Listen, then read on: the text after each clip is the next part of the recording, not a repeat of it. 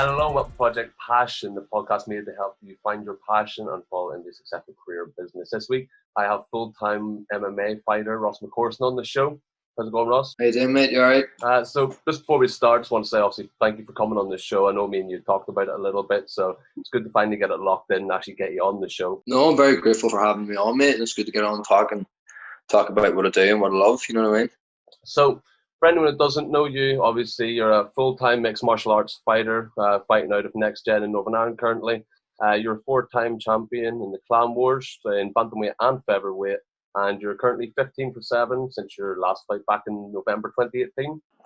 Yeah. That's pretty much bang on, mate. It's even the fight record. Had a whole stack of fights back. I call them dark ages. Not even on record in terms of fighting, but maybe not even out there on the internet and stuff. And I saw it last night, mate. Started going through some of them and trying to. I mean, it was, I don't know. I've had guts of 30 fights or more, you know. And then when you add in a few boxing fights and that as well, and I've forgotten as much as I've blooming had, you know what I mean? Of course. So, well, obviously, you haven't obviously had a fight since last November 2018, I should say. What have you been getting up to in the time since your last fight? Pretty much there, mate. I've just been busy. I've had a few things, you know, out of my control. I've had to deal with and sort out. Just myself in the right position. But I felt that I was ready to go pro. You know, it's been on the cards for a little while now. I'm in a situation now where I'm able to fully commit. You know, MMA's my life now with absolutely nothing else in it. You know, it's all that I'm going to be doing now.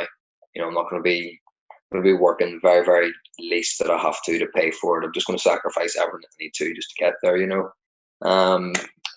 Plan was getting myself back together. You know, I fought there in Clan Wars. After that there, had a bit of an injury in my lower back, had to take a bit of time out from that, got myself up on my feet, got myself running again. Just had a few things going on. It just was keeping me from being able to fully commit and would go for a pro fight, you know, and I'm not going to rush, you know. I was kind of feeling a bit under pressure about it all, and then was the training partner of mine, an old training partner, Alan Philpott. He fights out of Oz there. He's top lad there in the UK. He's one of the best in the world, like real good.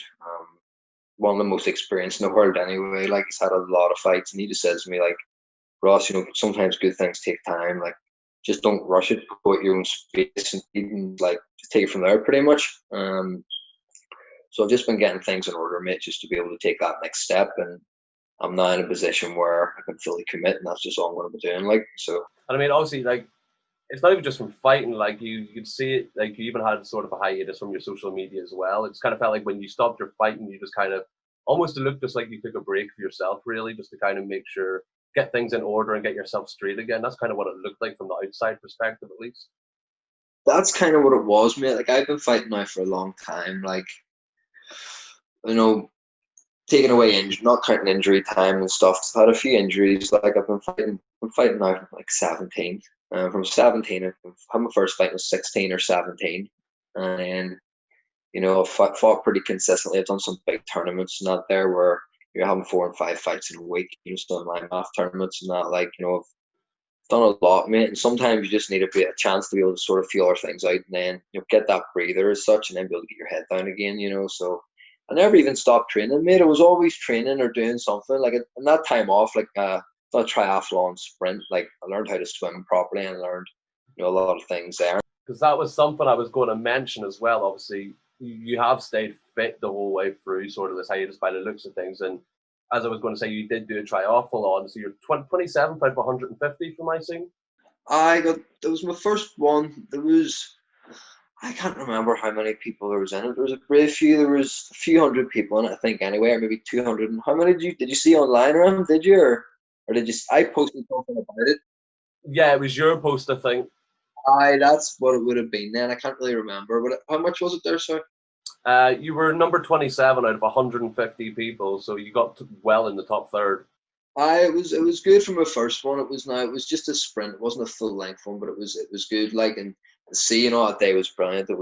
I thought I was going to drown. Like, you know, I just wanted to do that, just kind of keep myself fit on the side. And what I planned from that is to come off that there and just something I wanted to do.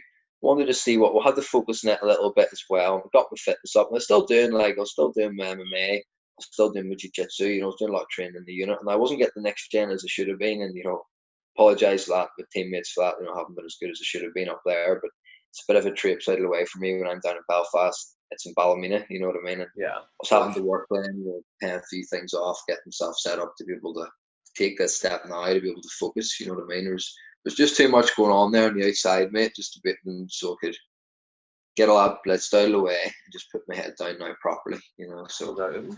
So, as you say, as you call it, the dark ages, back when you first started, as you say, you had your first fight at 16, 17. You won your first belt in Clan Wars when you're 17, when you had the dyed yellow hair. No, yes, no. Well, that was my first belt. Yeah, my first title fight was my third fight. Actually, Yeah. so it was with the guy Adam Caffrey. He was from Rush Fight Team, and he was really good back then. I don't know how many people he'd fought. He'd fought a whole stack of people anyway, and I only had a couple of fights, and me and him had a war, but that was.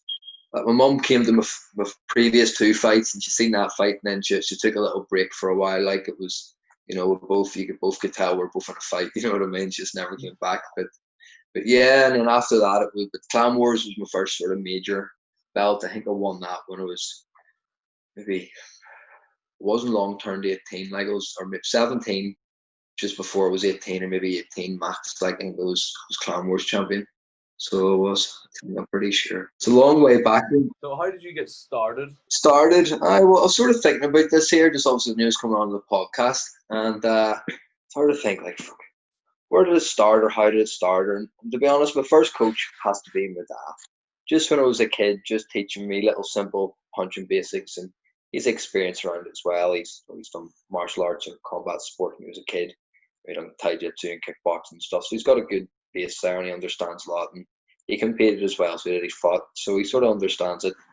I just started off with him. We used to call it toy fights, and to be honest with you, mate, it was usually just me taking the head of my dad down the living room, just getting back at him. It was brilliant. He used to just take it and wrestle me around, but he always used to grapple with me and just tussle and wrestle and just everything with me, you know what I mean? And try and get me to escape and get out and wrestle me and dig with me and stuff. Would settle me down for night time, you know what I mean? But Yeah. it just started there. And then, but he'd done a martial art taijutsu, which is just like a street self-defense. And you just know yourself. It's always good to have a little bit of self-defense out there. So started it over in Cumber and taijutsu. And it was a guy, my coach first sensei was Stephen Ritchie. And well, to be honest with you, Stevie's taijutsu class, it wasn't just like your average one. He loved having the kids with the boxing gloves on sparring. And I know, like, he'd say what he wants, but I know he used to love it when the kids would have fell out the mat and really been going semi-serious at it. Like, he used to enjoy it, like, you know what I mean? And because he just, as long as the kids was all happy and that, it just started there. And I was just always very competitive, just always wanted to be the best at it. And said if I hadn't done good or been submitted or something, we've done it all there. Like, it was straight defense, we've done a bit of grapple and a bit of everything, and that's where I sort of started getting that base. But at this stage, mate, there was no MMA. Like, there was none of it. I didn't even know what it was. It just, there was kickboxing and there was boxing. I wanted to do kickboxing or something. I didn't really know exactly what I wanted to do. I just loved fighting. That's all I wanted to do, was just fight and compete, and I really enjoyed it. Just in the right environment anyway. And then just as time moved on, just was sort of doing it just to keep myself fit. And I was riding motorbikes and stuff then as well. Done a bit of that. I was just doing it to kind of complement it. And it was one night, just came into the living room. Can't remember. I remember just standing at the door and watching my dad watching UFC and TV. And I can't remember who Randy Couture was fighting, but he was fighting somebody. And I can remember just standing and watching it. And I went and sat down. My dad told me to sit and watch it and enjoy it. And just the more I watched, just there and then, like, I swear to you, there and then I knew. I was like, that's what I'm going to do. I was like, that's what I'm going to do. I was about 12 or 13 years of age. And I think the fight was way back in maybe in the 1990s or something like that there. You know what I mean? But the time it made it all the way from America to here with, like, with being illegal and all that all going on that happened then, when America being banned. And, so when I was watching it anyway, I just knew there and then. I was like, that's what I'm going to do. And from then, I just had it in my head. I didn't know how I was going to do it. Stuck going to my taijutsu, stuck at it. I didn't really give a shit about any belts or anything I had as a kid, to be honest with you, mate. I didn't care. I always looked at them as a bit of rope around your waist. Like, to me, it didn't really matter. At that age, like, no wrong, it maybe shows your knowledge and stuff. And maybe in Brazilian Jiu-Jitsu, but in sort of that sort of street defense. All I wanted to do was MMA. Mate. That's what I really wanted to do, and it was the nearest thing I could get to it at the time. Just progressed from there. On met the first sort of MMA coach as such. There's a guy called Owen and this other guy, Margaret Richard, and it was through Tai Jitsu. They were sort of boys through the martial art. That was, sorry, I've actually missed a very, very important bit of it. Sorry, very, very important bit of it. When I was down training Tai Jitsu, that's where Andy Young comes on the scene.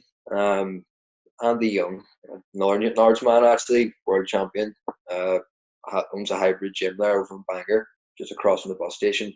That's where you want to go if you're looking somewhere local there. Like, but anyway, multiple world champion, serious ass whooper to be honest. Like he beat a lot of man. Like he's some man for a wee man. Like and but him anyway. I remember seeing him come down to Tai Jitsu, down to Stevie's senior class. I used to go to it whenever I was a little kid. I got into the adults class, and it was always a good sparring session. You know, Stevie was a good coach because he was like he says he didn't like to give people a false sense of security, you know. So in other words, if you're in the mats and you wanted to get your belts, you did earn them in Cumber, you know, and there was plenty of digging section down there. But Andy used to come down anyway with the guys that he was training with, Owen and Mark, and then Paddy Ritchie as well.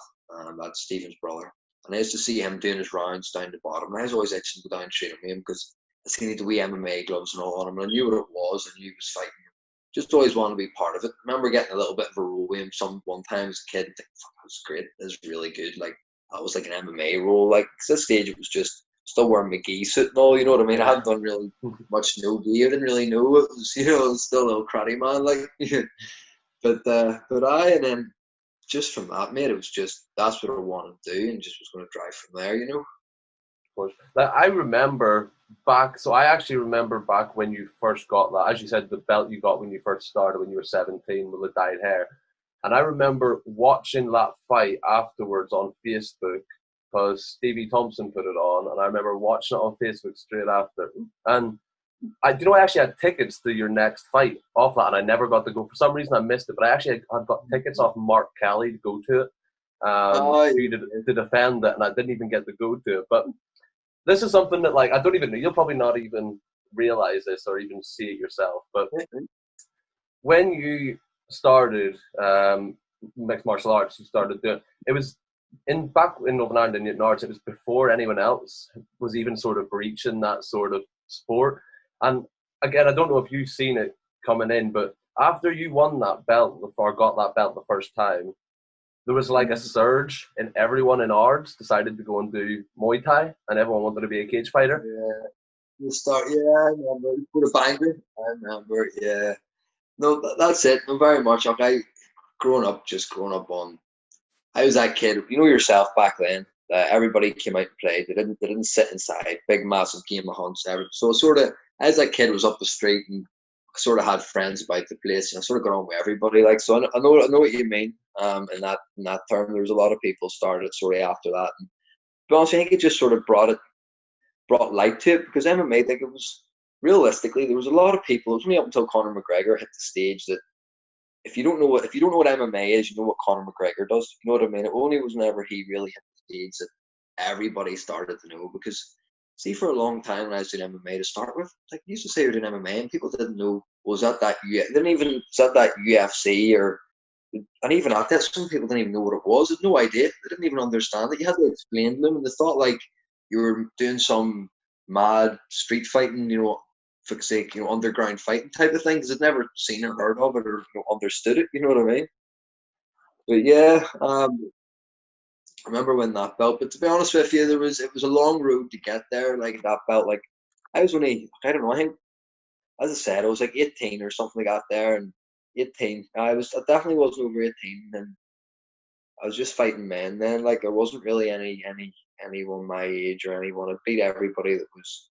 If I didn't beat the men, I beat them not long after. Now there was odd one that stood up, you know, odd loss and that, and there's obviously.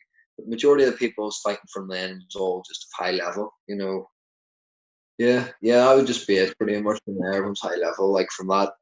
From I fought just before that belt. You see, when I fought the Adam Caffrey guy, the first fight I lost my very very first fight in Ramblin. To be honest, I fought against a heavier guy, Gavin Kelly, who actually turned out to be a training partner of mine. He's a pro fighter there on Cage Warriors still, I believe.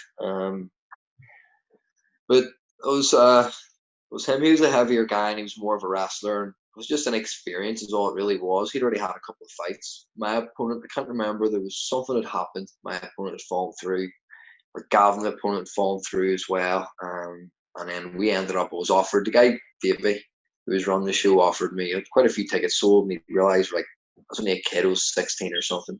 It was going to be a few years older. I think he was maybe in his, maybe 22, maybe something like that. Maybe 21, 22. Now, Gavin was more of a grappler. He wasn't the most vicious sort of a guy to fight, back then anyway. He wasn't as vicious as he is now, certainly, but back then, no, he wasn't. So it was more going to be a wrestling, sort of grappling fight. So it wasn't like it was going to get too hard at the time. So my coach was happy enough to let that go ahead. Rodney was always very responsible, things like that.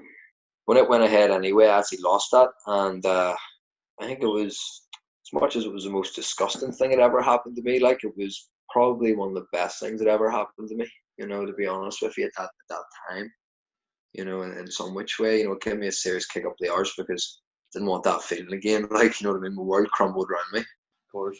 So how did you go from, as you say, starting out 16, 17, grinding, just training, working, just trying to get fights, to, going career-wise? How do you go into sort of the business side I'm asking here is, sponsors, managers, financially dealing with the going full-time aspect? How does that work? Or at least in your case, how would that work? How does it work? Well, when I really think about it, mate, there's a whole lot there in the mix. To start with, it all starts with yourself. You need to do the work yourself.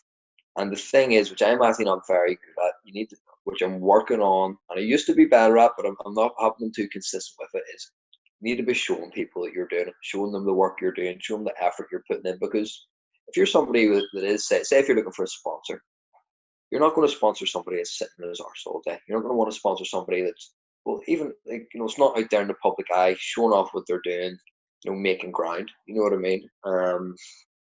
You just be doing that there, and just doing the work yourself and getting them results at the same time. You do need to be competing. You need to be out there. You need to be in the public eye. You know what I mean?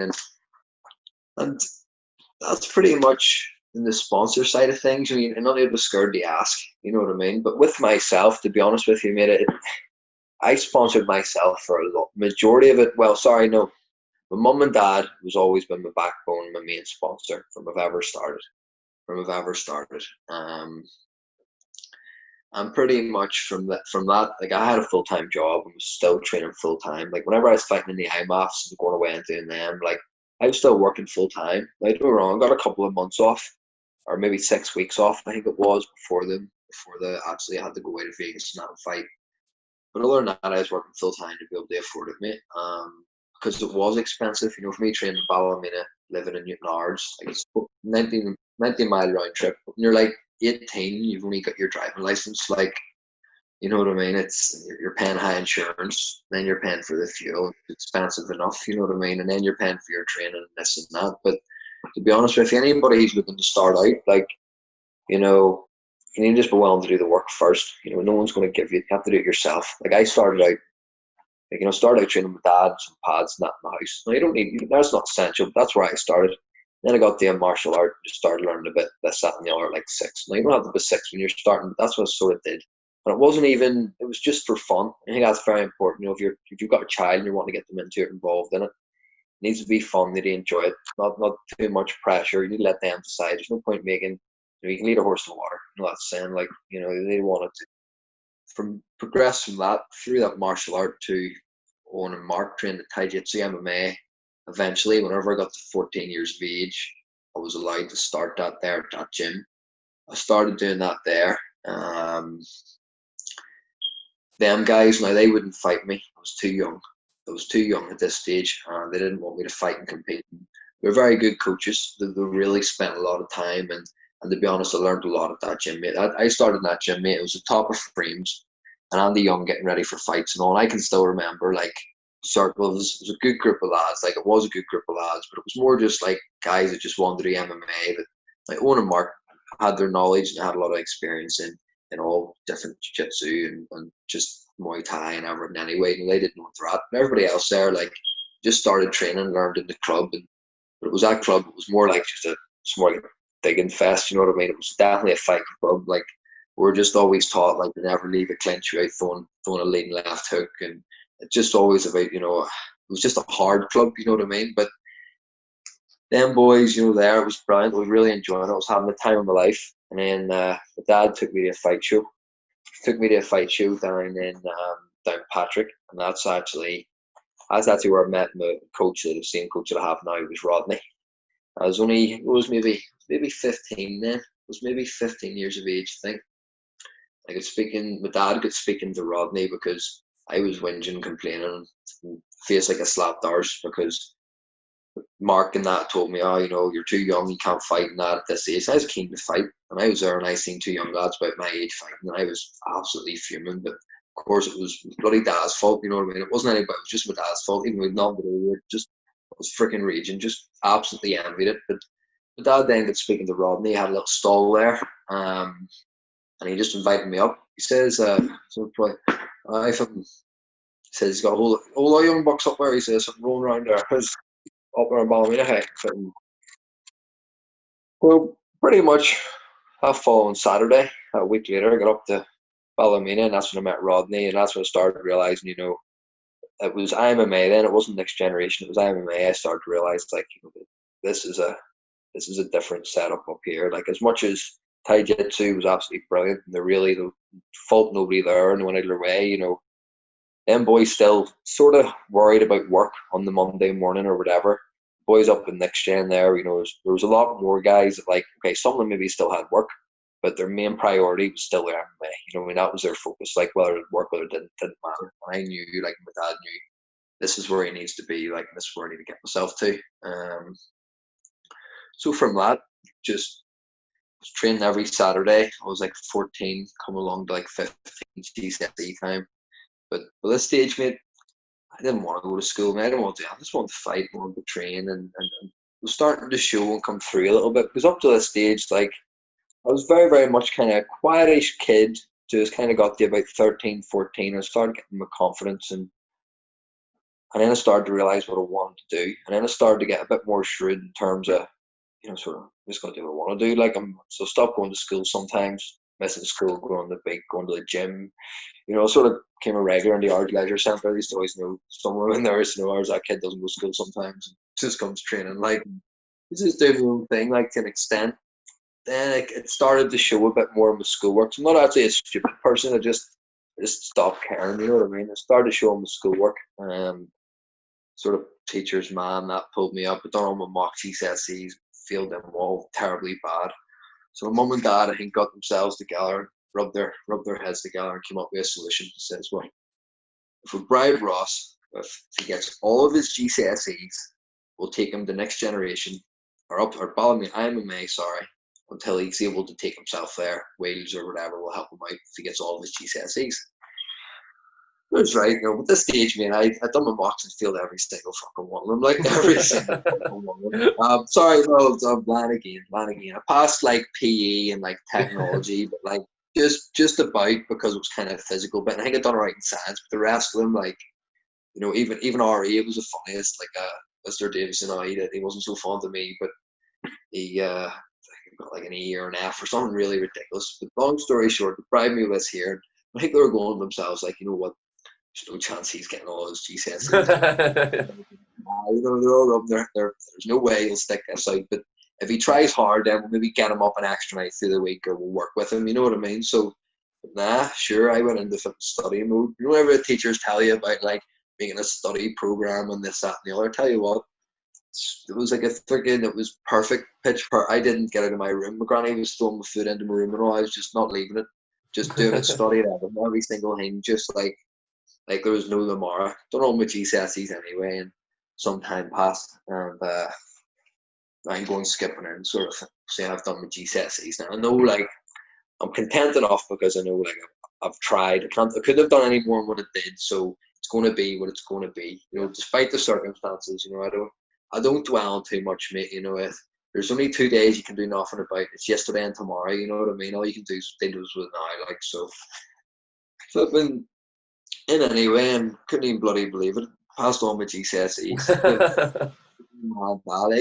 My mom told my dad he couldn't believe it. To be honest with you, I think my dad was glad I passed my GCSEs. He went to himself, "Holy good fuck, what have I got myself in for?" You know what I mean? Yeah, now I'm in the hole. But yeah, from that going on, that's whenever I got then started going up the Rodneys more consistently. But saying that, then I picked up an injury very early on in the knee, which put me out for like 6 months, going ping pong between doctors and physios, and couldn't touch. Bad injury, ended up just being nerve damage. Had to go to the knee clinic, like seen it, got an injection sorted. But that put me back a little bit there, mate. And then at the start, but then at my first fight, then so I got started going the next gen was straight after I left school, got my GCSE results. I didn't get started straight away. But then once I did get going again, mate, once I got that injury out of the way, that was just me, mate. That was the very start of it. My first fight in Ramble Inn against Gavin Kelly. Well, first loss in Ramble Inn against Gavin Kelly, and I had my second fight. I'd say fella's doing very well for himself now. Mr. Banimal, James Gallagher. He fights there in Bellator. Fought him, but that was back in the dark ages, old C class. Ramble Inn, fought him. That was my first win, so it was him. And then I just that sort of put me up there just straight away, because back then, like, I think he was unbeaten, or maybe I think Connor White out of my gym next gen. I think he'd beat him, maybe. Yeah, I think he had beat him by stage, but by that stage in the Irish scene, like all little kids growing up and about James, it just made light work of him, to be honest with you. And then I got to fight him in the second fight, which just put me right up the ladder. You know what I mean? Straight away, just showed me the level, which was good, because then there was no messing about. After that, mum and dad knew, like, this is what he wants to do. And at that stage, mate, I just left school. They wanted to get me into some sort of education, and that I realised it's not going to happen. I didn't have a job as such. I had a wee bit of work here and there. I was working with dad now and again in the lorries, but so they sent me over to England, over to the UTC. And I got trained in there. There's a guy, Vaughan Lee. He's UFC, well, ex-UFC fighter. He's out in Thailand now, but he took me under his wing, mate. As a little kid there for, it was a couple of months. I was out there training with him full time, but that was my first sort of taste of going away, training, leaving home, getting away from everything. And I tell you what, mate, didn't like it. Oh, I hated it. Like, missed home bad. Like, Yeah. no. But since I'd done that, I came back. All I ever wanted was, like, because that was the first time I've ever been in the situation where just training, nothing else. And ever since that, I've always loved that environment, because I've realized as much as it's hard and it's tough, like, that's where you grow, you know, as a person. You really do grow in there, like.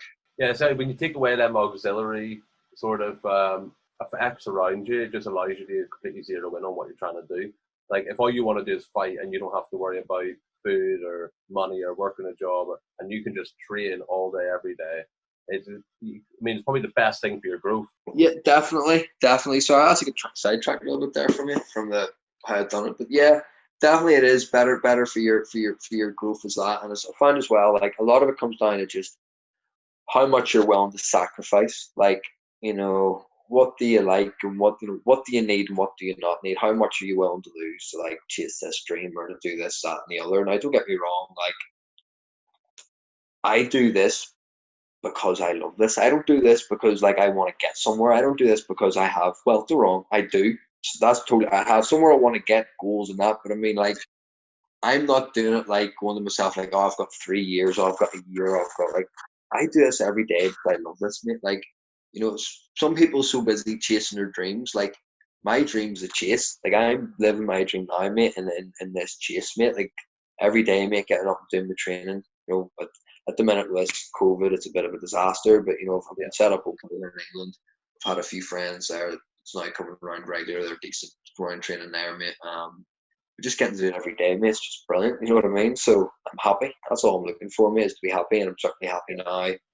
I'm going to be even more happy when I get on that pro stage, mate. And just start, you know, just showing a lot of boys. A lot of people want to get their eyes open very fast. I already know this for sure. You know, I'm working hard. I've worked this whole COVID, you know, so I'm just looking forward to getting in there, mate, and just doing the thing. Yeah. What way does it work then now, obviously, with diet, with schedule? How does that work for you? Because obviously you jump weight classes. Like, I mean, Akuma, you fought at 155, but then Kumite, you fought right down at bantamweight, and then you fight at featherweight as well. Well, I'm a bantamweight fighter ideally, but then ones like my losses, mate. Like some of my losses, like I fought Kumite, as you were saying, at 177 pounds, fight at 135 or 145. You know what I mean?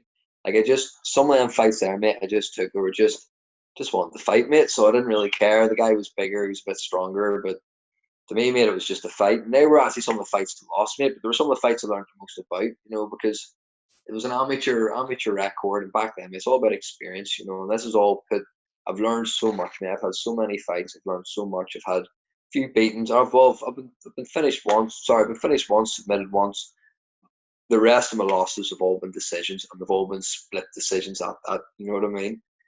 Sorry, I've been submitted twice in MMA. Been submitted twice in MMA. An armbar, Conor McNally, and a rear naked choke, Nathan Canaway, and Franz Malambo. He knocked me out pretty darn good. And that's the only times, like, if you ask me, I've been beat.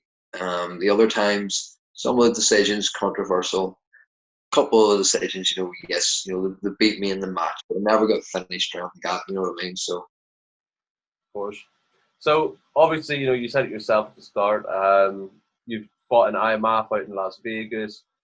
In strictly BJJ, you fought for Northern Ireland as well, didn't you, competitively, or something along those lines? I did some for Gracie Barra Belfast. They sent me to the British BJJ and that. And I've represented them quite a bit in the Irish circuit a while ago. Now, not recently, this was a while ago, sort of in the build-up and part of it, just getting that competition experience in me and competition nerves. But as I said, I'm in a position now where like that's what I'm just talking now, mate. I just want to get myself like a little van, mate, convert the back of it, so I can just say convert the back of it, just throw a bed or something in the back of it, and then I can just compete all around here over in England, mate. There's going to be competitions coming up all the time. I just want to be part of it all. You know what I mean? Maybe every fortnight or something, try and get into some sort of competition, you know, even if it's just jiu-jitsu or wrestling or whatever. You know, maybe not anything too impact. You know, still want to get injured, but just to keep that from MMA, but grappling side of the things, you know. Just stay active. Yeah. So, look, obviously, what most people are going to want to know about, and especially anyone that's currently doing MMA or, you know, Muay Thai, kickboxing, championship fights. You've had, well, 3 wins or 4 championship wins. Four championship wins. I've had 4 in Clan Wars. I've had, and then like I've went into some big. I was representing NI, fighting in Vegas in the IMAFs. Like, there's a bit of pressure and all there. The same, especially in the Europeans, when I fought right up the finals, and I lost there for decision, the ex-world champion. But it was a good fight and a lot learned. But what about them, mate? In terms of so, like, just in terms of the grind, everyone obviously sees, you know, the weigh and they see the fight. What's it actually like trying to make weight? I mean, I've never had to try and cut weight specifically. The weight. Yeah. Is it as bad as people make it out to be? It depends, mate. To be honest with you, like I shift a fair bit of weight. I don't know a lot of boys do, but I think I shift quite a bit of weight. I would fight a bantamweight. You know, my last weight cut, I'll give you an example. I would walk around maybe 70 kilos, maybe 70, 71, sort of would have been about then. Maybe say 6 weeks, 8 weeks out from the fight. And I would damp myself down to a good regular sort of 70 kilo throughout the day. Maybe say 69 in the morning, sort of 70 kilo, going about that there. That would be 155 pounds, like that there. So that's sort of like, you know what I mean, body weight in terms of MMA weight categories. And then I would strengthen my diet more so, and it would get me down to kind of the 68-ish mark around the best. I try to get as low as I can, but usually hit about the 68-ish mark, 67 and a half. 67 I'm doing real well, you know. And then in terms of like, maybe this is before weight cut now I'm talking, this isn't talking like the last week where I'm actually cutting. Yeah, this is just your natural cut down, getting down a little bit. This is my diet and down, yeah, this is my diet and down. So I would get down to about 68 and a half, say, you know, just depends. Now, it just depends now. that's with everything going right, or this is me going off fancy, but realistically in the last fight where everything did go right, in terms of weight and everything. Now, don't get me wrong, a few people shit themselves whenever they see my weight the day before the weigh-in, but like I was confident. I've been there before and I've done it a lot. I've no problem losing the weight, mate, and I know I'd take myself to hell and back doing it. And I actually, as much as I hate it, it's really hard. Kind of enjoy it a little bit too, but dropped from there, mate, from about, it was a day before weigh-in. I was about 67 and a half, 60, I think it was 67.4, 60, 67.5. And I can remember being in the unit gym in West Belfast there up in Ballymurphy. And it's a gym that sponsors me and has a lot to do with me there. Big Mark Rainey and Donald. But Donald, I remember him just looking at me as my boxing coach, and he just looks at me and goes, "You're going to die. So you're going to have to cut off your fucking leg." That's actually what he said to me, just in them words as well. And I can remember looking at him just going, like, just telling them to fucking catch himself on, simmer down. And they're all like, they're wrong. He's only winding me up, like, but he was sort of going, like, that's a lot of weight to get your finger out type of thing, like, and I was just confident, mate. I knew I was going to get it off. I still had 24 hours, mate. It was only, you know what I mean? It was only fucking, What do I you have don't to do? know. Just sweatsuit overnight, or just sweatsuit and I train don't like like fuck? magic. No training. No, very, very light and easy at this stage, mate. I've already been doing strict diet before that, get myself right down, and then there's a whole thing to do with water loading, and there's a whole Yeah. rigmarole, mate. There's a few things that I do slightly different as well, and that I don't give too much away, mate. I keep it to myself what I do and how I do it in terms of that there in this year. But in terms of, a lot of boys know there's loads of ways. Like mainly how I would do it is salt baths. Well, that's what I was about to say. You can obviously salt bath and Like, then wear a yes, sweatsuit and stuff like that there. yes. There's a few different things I found eating myself. Like that helped me a lot. But there's a few wee different things Rodney shared with me in that. And a few wee different tricks. Like some like I said, dandelion with some diuretics and stuff like natural ones, which just help you go to the toilet a bit more, help you pee a wee bit more. You know what I mean? And you do a little trick. You water load before it, then you cut your water down. I don't advise anybody drinking stacks of waters. You need to make sure your salt and all is right. There's a whole lot to do with it first.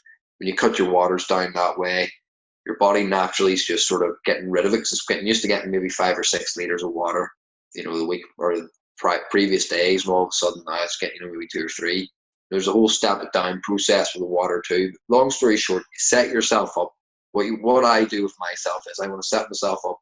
So I come like the day before weigh in, my body's just ready to give it. It wants to get rid of fluid, mate. You know what I mean? It wants to get rid of it because you've accessed too much of it. There's a hormone actually triggered in your body, which is helping to get rid of the excess fluid. You know what I mean? So I knew it was going to come off me. I knew it was water heavy, and I would shift probably. So it'd be 7 liters roughly. It'd be 7 kilos we would do in water.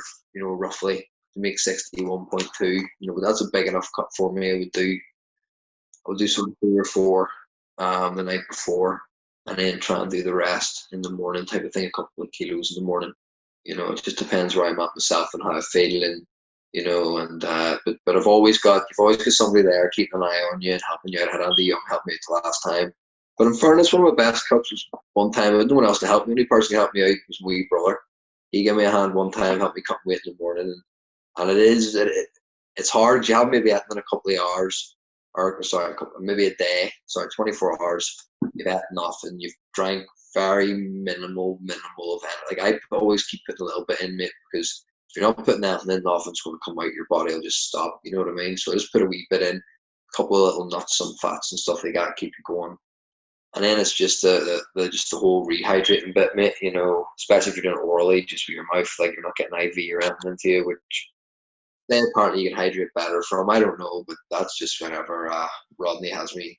He's just Because he I has a was whole going to system. ask you that as well. I was going to say, obviously, bantamweight, if you weigh in at 135, what do you typically fight at? Do you maintain a 135, or do you go back up again? No. You go way back up, mate. You You go go straight back because it's up. the day before. Yeah, because it's the day before weigh-in. I weigh in 135, and it would be way back up to maybe 150, maybe. 150. Maybe Oh, that is high, 150. actually. That's higher than I thought.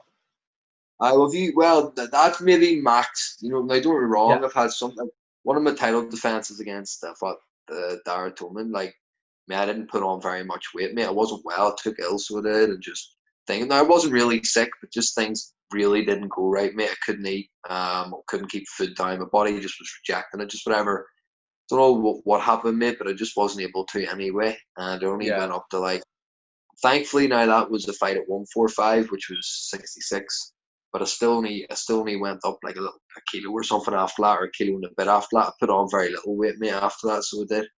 Um, but ideally, some guys go and put on even more, but there's a whole process, there's a whole rehydration process, and different guys have their different ways, but like, I just listen to what Rodney's told me, and that's what I do, and it always Yeah. seems to work a treat. So what's fight day like? Obviously, not even from a like what you have to do, but just from an enjoyment perspective. Obviously, you're probably one of very few people who have the ability to say you've been in a championship title fight or in a cage fighting match. So that obviously that must be a completely different feeling for you, man. Like personally feeling excitement wise. Yeah, it's changed, mate, because it's been a journey. Like my fights and how I felt before them has been a journey. Like how I felt before my first wasn't anything like my second, third, fourth. And to be honest with you, mate, like each time I've learned a little bit more and different about myself. And I don't know what it is. Maybe some guys find it a lot quicker than me. Some guys might know what I'm talking about. I don't know, mate. I'm just talking the difference between like maybe doing it as like doing it like I'm slightly emotional. Like some people say like no emotion. And in fairness, when I compete I don't, but on fight day before it, like like I get my head in the right place is what I'm trying to say. I build it all up. And to start with, mate, I used to actually fucking hate it. Absolutely hate it. Right up until I think it was my title fight in Clan Wars. My first title fight in Clan Wars, and I had the fucking yellow fucking hair. I can remember I was going myself. I was like 18, 17, 18. I was 18. Actually was 18 because I remember saying to myself, like, just absolutely shitting myself, mate, to be honest with you. Fucking scared. I'd already had, like, I think it was like a 6 or 7 fight win streak. And each time I thought, like, I'm fucking. After my first one, I wasn't scared at all. My first fight. The second fight, after I'd won, I realized what it was like to win and what it felt like to lose. Then I got scared, makes me scared of getting that feeling. But pretty much before that there fight, man, I was terrified, mate. I was genuinely scared.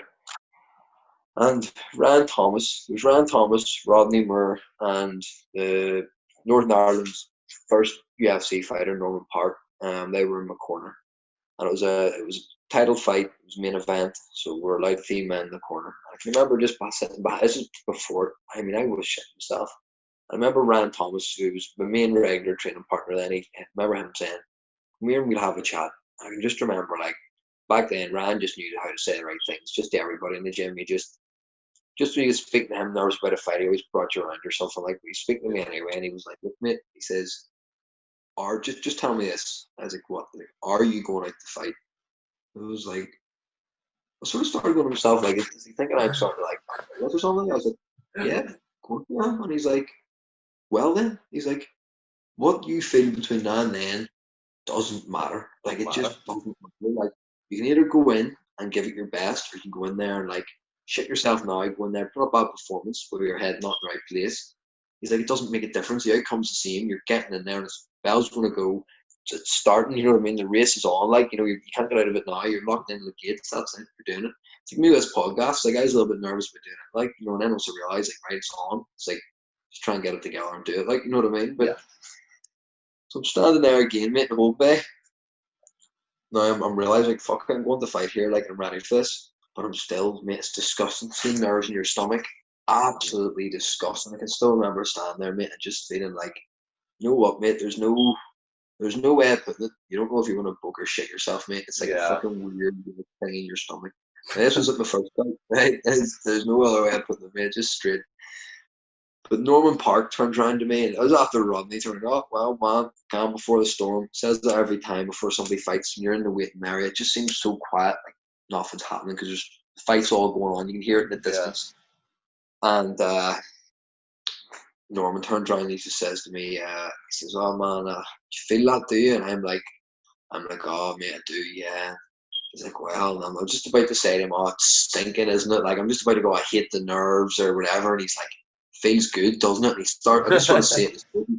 That feeling, he's like, it feels good, doesn't it? It's like, and then he seemed like, I felt myself just change. Like, my nerves just turned right around into like, let's go get this motherfucker. You know what I mean? Like, just into excitement. Like, that's what, like, don't get me wrong, as time went on, I learned like nerves and excitement, so here are meant to be the same emotion, depends what way you react to them, or what way you're looking at it, you know what I mean? I didn't know that then, but see, ever since that moment, like, where I learned like the that's whenever I found myself, like, that's whenever the crazy Ross McCorriston was learned. Like, me talking now, like, I promise, mate, from then I've just worked and worked and worked at myself, getting myself in that place where like you're gonna have to cut my head off to stop me. Like, I'm not going to stop, and I'm just going to keep moving.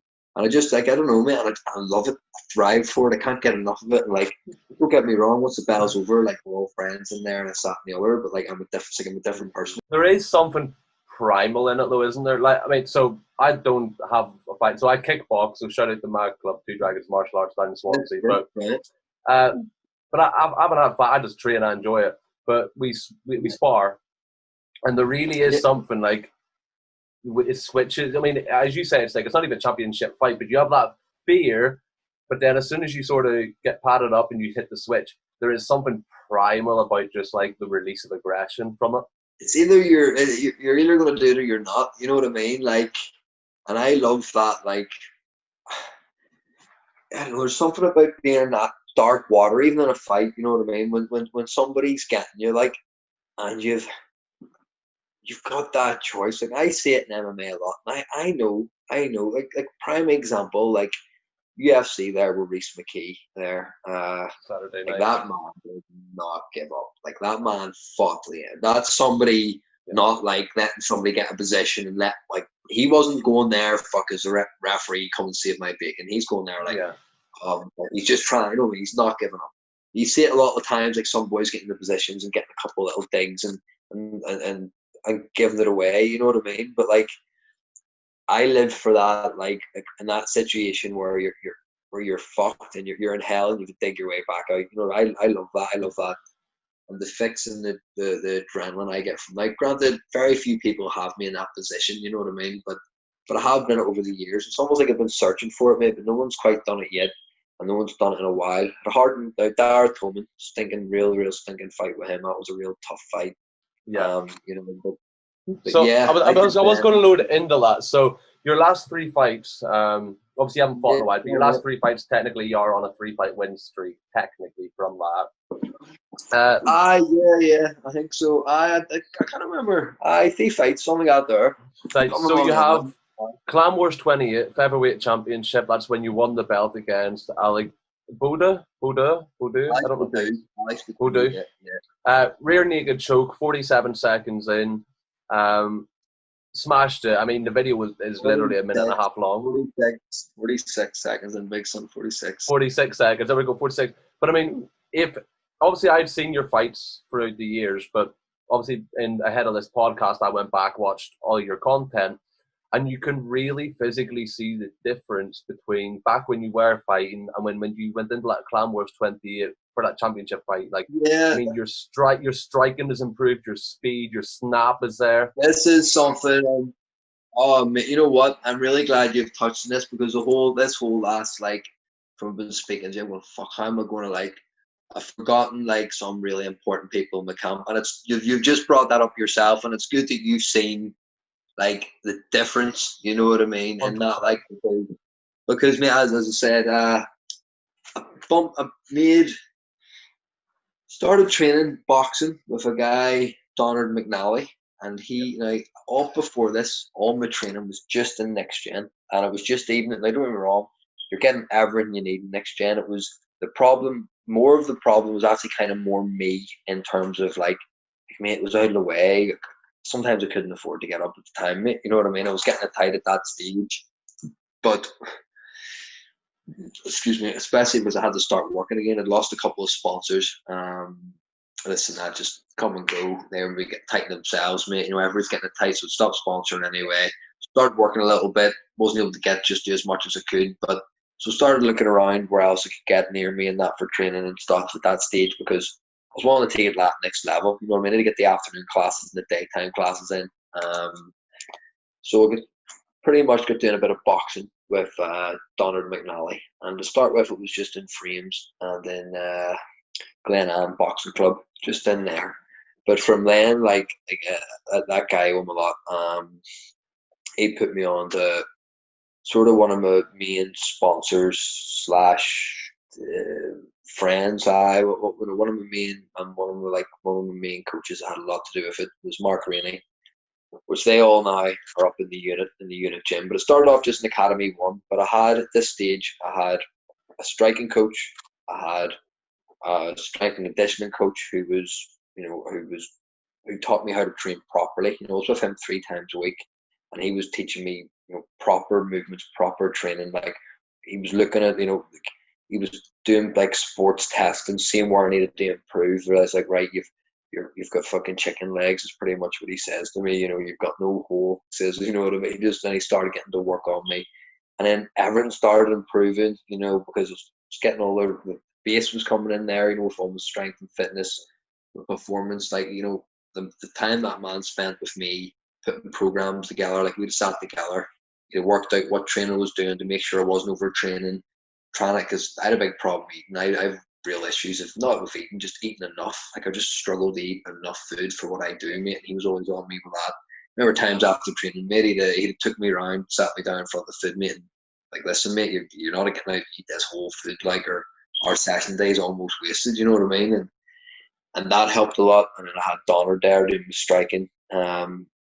Just taking that different level and getting to get a lot more consistency at it, training there. But also, mate, then they opened so many doors for me, because then I was getting to just all in a different side of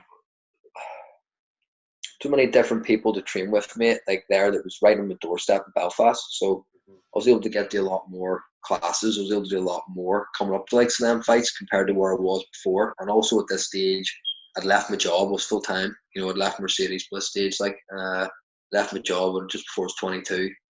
And I'd be 21 and a half, I think, something like that there. I'd left my job before I was 22. I was training full time, and I had them boys included in the camp.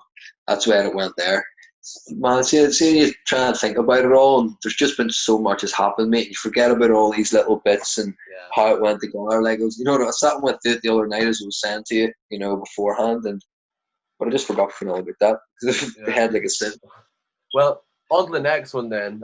Clan Wars 29, you went straight in on the next event to defend the featherweight championship one. That was your Dara Toman, which unanimous decision you won by, but that was a fucking brawl. That was like, that must have been. So obviously from what my little notes. So as I said, I don't think anyone would have questioned your ground game even before Clan Wars 28. Your ground game was solid. 28, as I say, you could see the striking was just another level at that. And then 29 again felt like you went up, like you were super well rounded. You were comfortable standing up on the ground in the clinch. Like, you were so comfortable in that fight by the look of it. Yeah, and is this against Dara, or is this against my last fight?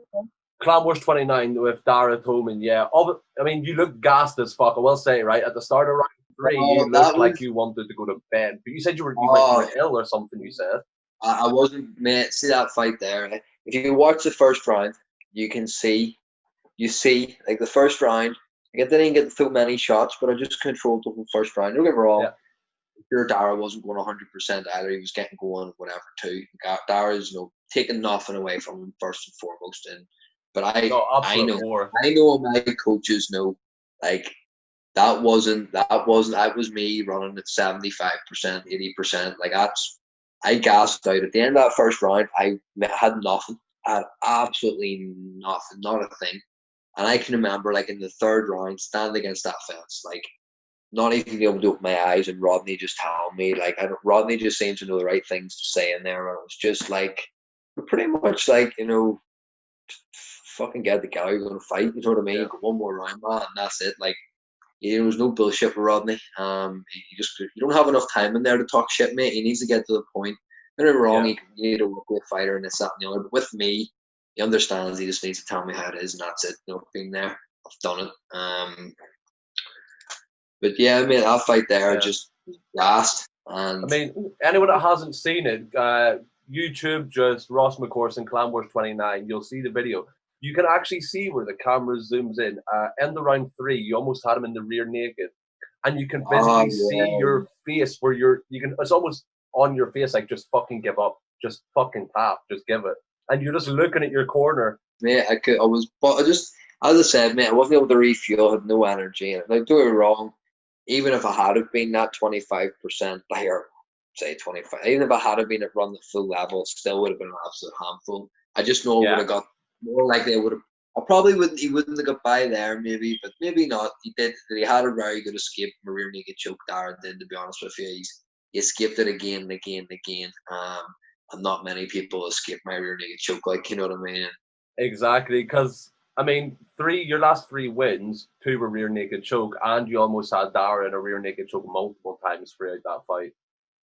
Yeah, it was. To be honest, it was Dara's heart and his determination, which didn't have a lot of man would have tapped from where I had him, and he didn't. Oh In yeah, fairness, but yeah, mate, I'm good at the rear. Funny thing is, mate, the rear naked choke's the first submission as such anyone's ever taught me. It was my dad taught me it, and I remember. Don't tell your mum was usually what run either before it or after. Don't tell your mum to do this. And I can still remember it was the first thing he ever showed me, and any of my uncles around, they ever got a chance to try and choke them, just as a kid, and just always sort of, yeah, like it's funny how like Bruce Lee says, like, at 10,000 rule or whatever, like whatever you do the most, you do the best at. And realistically, if he add up all them rear naked chokes when I was a little kid from the very start of learning it and right through, you know what I mean? And yeah. probably Well, true. But that was that first submission I ever learned was that. so what way does that work then? Obviously, well, you had the featherweight championship at that point, and then you went the bantamweight. Well, So how did that work with the difference in weight? I don't know. I think Clan Wars probably just took my belt off me, and then I fought for another one. See, to be honest with you, I just kept fighting, and there was a nice big shiny belt. I just went and took it. I just knew, But the funny thing is, mate, like, no one really ever came knocking to try and get them back, like, and Yeah, very few people came knocking for me, mate. And even at that, when this past while, I haven't really been on the fight scene as such as training, but yeah. just not quite on the fight scene. Um,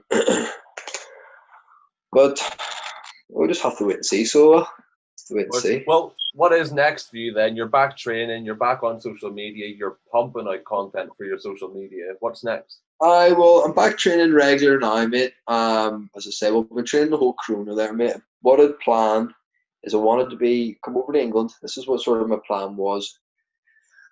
I had to got myself into a position where I'm able to train now. Now I'm finally where I need to be just to be able to commit to this fully. It's just the way that things have fell now. It's just felt right that I can put my life, put everything else on hold, and just focus completely into this. So I came to England, deciding just to get myself back into full time training, just away from home with a new environment, just to start making complete new habits. And I did came here. I've got my training going good. I've got my consistency all right. I've got myself very fit. I'm feeling strong. I've been getting as much specific MMA training as I can. Me and my cousin's been doing a lot. A couple of his friends have been coming round since it's all been since we've been alive. We've been sticking to the rules and regulations, mate. You know what I mean? But since all that's been done, to be honest, because there's a few people in his family that's elderly and that, and it's right. But since that there, I've been getting my MMA again, and since I started being able to grapple with different people, just not always me and my cousin. I was sick of beating him up, like, the whole age. We've been back and forth for, like, but I was saying, just be able to get back now to Renegade, mate, out there, just different gym where I don't really know anybody, and just for a little while, make a training there, just to get myself in order again. I'm hoping to get back over next gen or speaking to Rodney, seeing what's going on there real soon. But the minute, mate, it's just with freaking arms hold me up. I'm determined to want to get to one again, get some training there with some new bodies. Just it's the same, mate. Just a little change, mate. Just when I started out here, and I just take it from there. You know what I mean? Yeah. So you obviously said at the start of the podcast, your aim is now to go pro. Like, this is it now. Just pull the trigger, get in shape, and go pro. how do you go about that? Like, for anyone that doesn't know, how do you, get on the likes of Bellator? How do you get to the UFC? What's the process? Well, as I said, obviously I haven't done it yet. You're maybe the best guys to listen to is probably the guys that have done it, but a bit around it, and I think you understand what's going on. And realistically, what Rodney, just me going off what Rodney's always said, is like it's just keep beating the man in front of you. And that's just it. As I said, get yourself to a club somewhere you can learn it. Maybe even if you're doing jiu-jitsu at a younger age, whatever, get yourself to a club, get into your MMA, have your get good coaches there. Obviously, pick your club according to your strengths or what you're wanting to do or what you enjoy or what you want. But at the same time, remember it's no rush. Enjoy it. Get a wee fight. Maybe compete. Now there's a whole lot more. Whenever I was younger, there's IMAF tournaments over home, which is like you're sort of gloved up a bit more. It's not like in front of a crowd. It's more like in a different gym, kind of like boxing, like a little bit less, Yeah. like not with big reference, not as in your face, scary, like it's a fight, a bit more like just competition, you know what I mean? Yeah. And which I think is real good. But from that there, mate, just you need to just keep on beating the guy in front of you, mate, and just you need to be committed and be honest with yourself and make sure it's what you want to do because, like, I'm not going to tell anybody no lies. Like, it's a hard enough road, it's full of peaks and valleys. And Rodney told me that there whenever I was a kid and he was right. He couldn't have been more right than what just out there. It's all peaks and valleys, mate. Right. So, just sort of bringing us on towards the end, I wanted to kind of get your opinion on some fighters in the Northern Ireland MMA scene. Yeah. Obviously, Leah McCourt, 4-1, just had her massive fight in February. She's the first woman to ever headline a Bellator event. Did you see that fight actually back in February? No, I actually haven't seen that fight. Sadly, I Mate, think some it's a good fight. it absolute brawl, mate. Absolute brawl. Super technical in terms of the clinching and the groundwork, and like with her tosses, she was like super like technical toss wise as well. Yeah, I've done a little bit of training with Leigh and I've competed with Leigh. Yep. Went out to Vegas and stuff with her. Now she won out in Vegas. She done very good out there. She cleaned up out there. Like, Leigh's very good. Obviously, the two we have to bring up from your own gym, your boys, would be Norman Park, Reese McKee. Obviously, you just mentioned it. Reese had his UFC debut, UFC Fight Night on Saturday night there. Unfortunate loss for him. But I mean, the guy he fought was 7-0. The guy he was fighting was, his first fight, to say first and foremost, I wasn't part of Reese's camp or anything there. I wasn't anything like I was in the back scene and went on there with Reese. But like at the same time, I dare say Reese, if he had had time to prepare for like that guy, probably would have prepared differently. You know what I mean? I don't know how he did prepare. I don't, as I said, I don't know. But Reese is a person there, mate.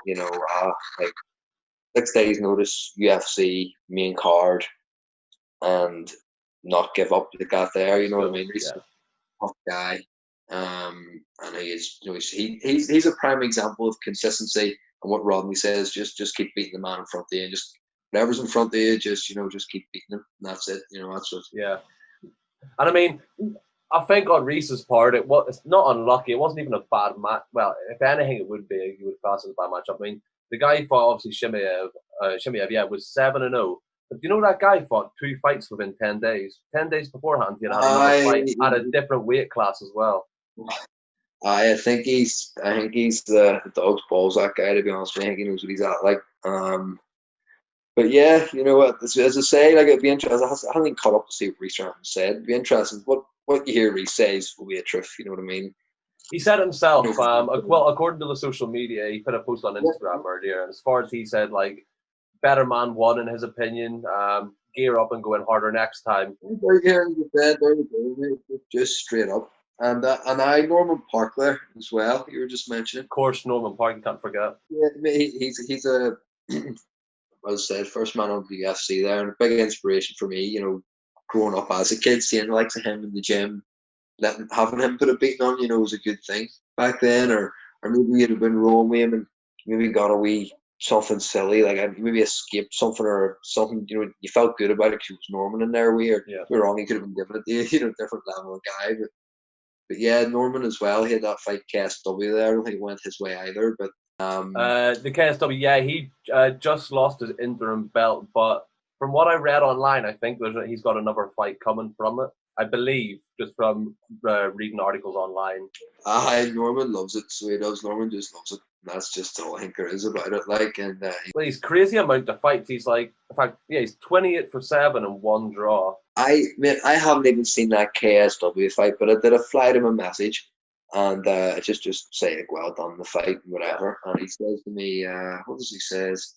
Oh, he says didn't have, like didn't do so well on the night, or anyway. Look, the gist of it is I don't think he was just at himself on the night, and that can happen sometimes because I think he fought that guy before, and did he beat him, or was it a real tight fight, I think, between them or something like, you know? I believe it was, yeah. It was one of them questionable ones. Back out there again, I see he's on his social media, he's just trained away himself there at home. I think at the minute with this COVID thing, you know, I think it's just keeping everybody well. It's all getting back to normal over home a little bit now, is it like, or what way is it there? Man, I'm in the same country as you are. I'm in England. Are you over here now? I could see the confusion on your face. Yeah, obviously I went to university in Swansea. I was there for 5 years, but I'm in Manchester now, so I am at the minute. Manchester living. I think you're still back.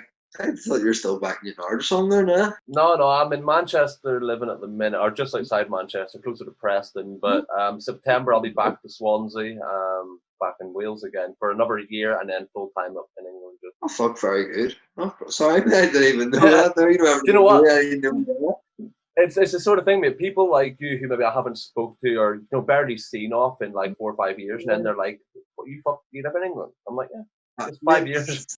It's all changed. It can change real quick. I've seen it with me, like even me being over here now, but that Corona thing, like or COVID virus, like there was like for near 6 months or something just flown by from I've been at home. I came here just before it happened, and then it sort of kicked in, locked everything down, and sort of realized like, you know, well, at that stage, I thought like there was nothing happening. So this would be a long night haul, and like I've no one to train with at home. I've locked into my own house really as such. I started saying wee brother would train away with him, my dad and stuff. But a good option here with my cousin.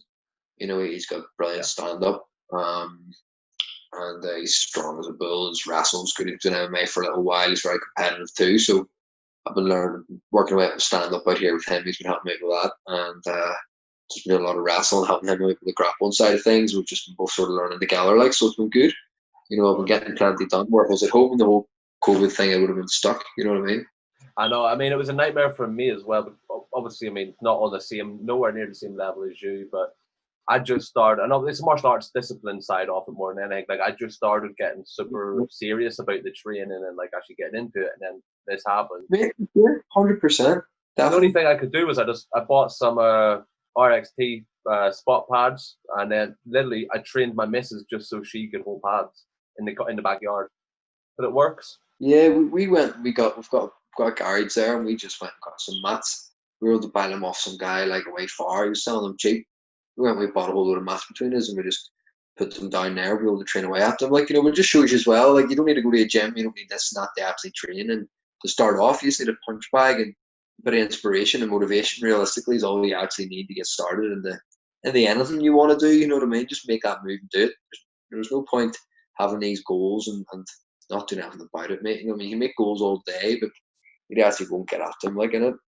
Exactly. So, in fact, on that point, would you have any straight tips for people that want to do this? They want to either start learning or they want to sort of take that next step to try and make it a career for themselves? Yeah, well, realistically, mate, you just need to go onto Facebook or anything now if you want to find where the nearest club is. It's not hard to find them. You know what I mean? And then just maybe make that move, go and speaking to a coach or go and, you know what I mean, and go and just doing it, because everybody out there in the MMA game, especially over in Ireland, I know anyway. I know most people in most clubs and a lot of them anyway. And every one of them's the same, mate, dead on. You know what I mean? Everybody's signed over home. Everybody's, you know, good to see that wanting new faces coming through the door, you know what I mean? So just go out there and do it. But like, if you're in Newton Arts, around there, that area there, mate, you're over to Hybrid if you're in Bangor. And over that, go for the Hybrid there. It's just crossing the bus station. You've got Andy Young, Arnold Dos Santos in there. You know, really, really two high level guys there. You know, they've got a real good facility there as well. They've got cage walls, they've got bags, all matted facilities, good changing rooms. They've got a sauna. you know, they've got a real good setup there for anybody in that area wanting to jump in there. You know, anybody up.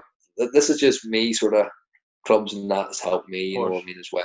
I advise, you know, there's a unit there in West Belfast at Ballymurphy up there, you know, for any sport performance, whether it's weight loss, wanting to learn to box, they've got MMA programs. They've got everything up there, and they've got like a lot of coaches that are high level in each sport, you know what I mean, conducting in there, taking classes and things in there. Then obviously like my main head gym, you know, cream of the crop in terms of MMA is up there, Next Gen, Ballymena, at Rodney Moore up at his club. No better place than that, if you ask me. There's other very good clubs as well, you know, worth a mention. Belfast and that, but you go and look for them yourself. But there's Rodney's at Next Generation there, and just up beside McDonald's. Ballymena, it's not hard to find, you know what I mean? No. So go, especially just go into the club. The guys are all signed. Just go and say you want to start some MMA. But the minute I think with the COVID, you just fly them a message, you know.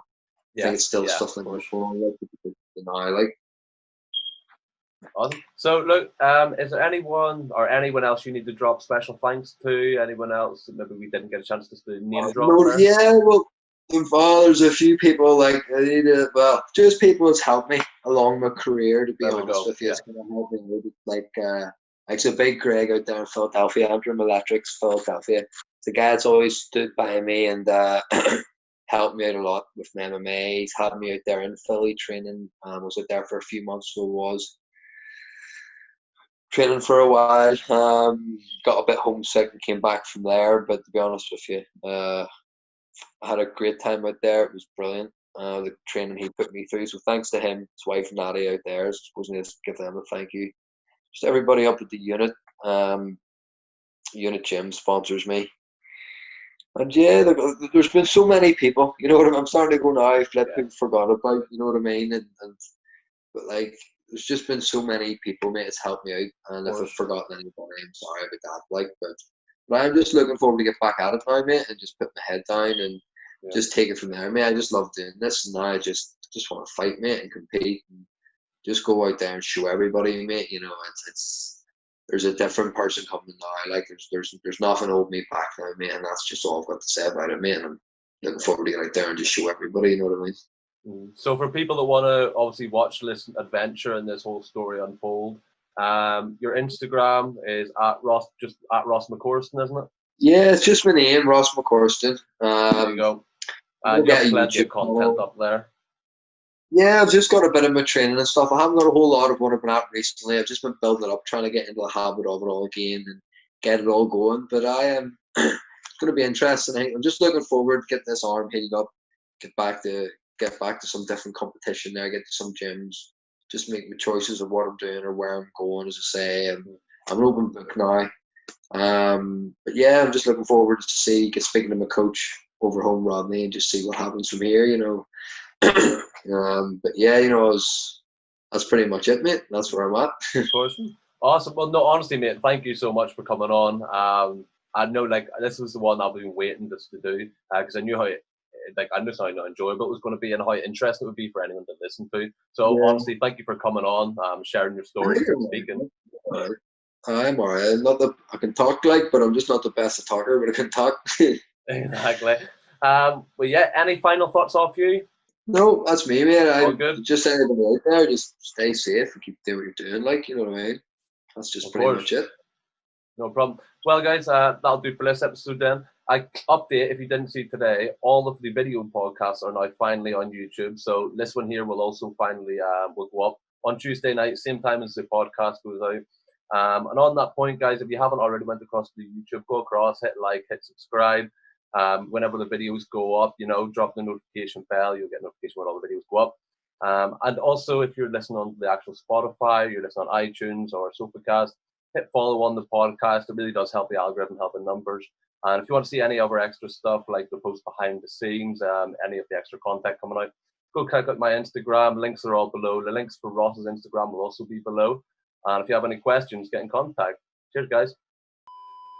Hello guys, how you doing? It's me, Jack, mate. You've just finished watching probably one of the best videos on YouTube. So why not take a moment to consider subscribing? And if you haven't already, hit the like button and turn the notification bell on. Apparently it helps. I don't know how. It was a good no, wasn't it?